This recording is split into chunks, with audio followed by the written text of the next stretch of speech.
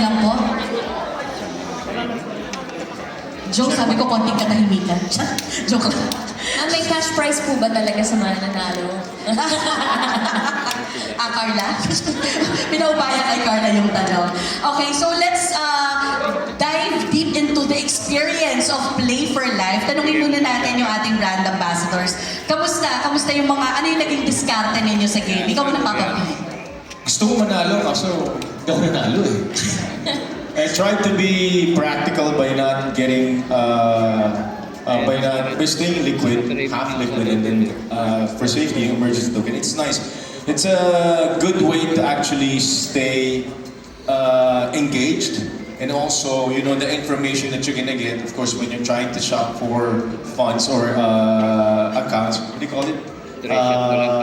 Funds? For your life choices, di ba? With the Play for Life, ang dami mong choices na makikita. And yun nga, may strategy ka, you know. Depends on how practical you are or how aggressive you are. Who won? Oh, syempre. Buti na lang hindi totoo. Oo nga. Ang galing po no, na that Sun Life came up with this parang new approach pagdating sa advocating financial literacy and of course financial planning. Kasi I think for some of us, including myself, parang pag sinabing financial literacy or planning, parang overwhelming love and parang nakaka-intimidate. But ginawa nilang game so mas engaging, mas fun, di ba love? And sabi ko nga love, ito parang in a way, meron ka rin parang it's influential also sa mga life choices mo, parang siyang simulation no, ng pag-manage ng finances mo. So, ang galing po ng Santa. Cute. Thank you so much, Shara. Mateo, how did you find the experience? Winners, taas ang kamay.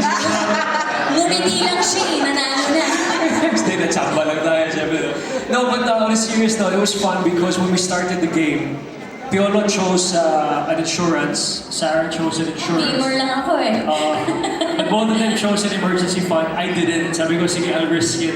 But yung second turn ko, yun, nagsisi ako, dapat I got an emergency fund. And it made me realize it's really important to have an emergency fund compared to just being liquid. Priority yun. So it was fun.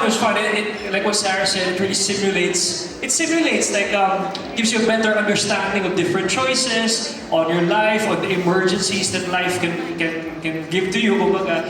So, yun, masaya. Nanalo tayo. Gusto ko na yun yung sandwich ng statement ni Mateo.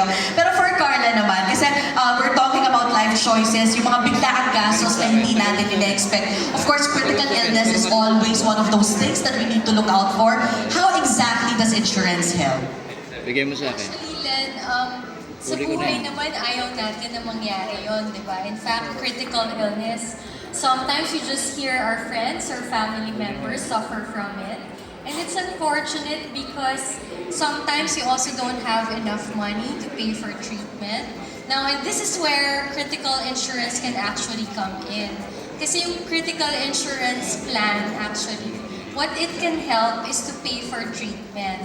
So, and what's nice about the critical insurance plan is it doesn't limit you kung saan mo gusto magpagamot.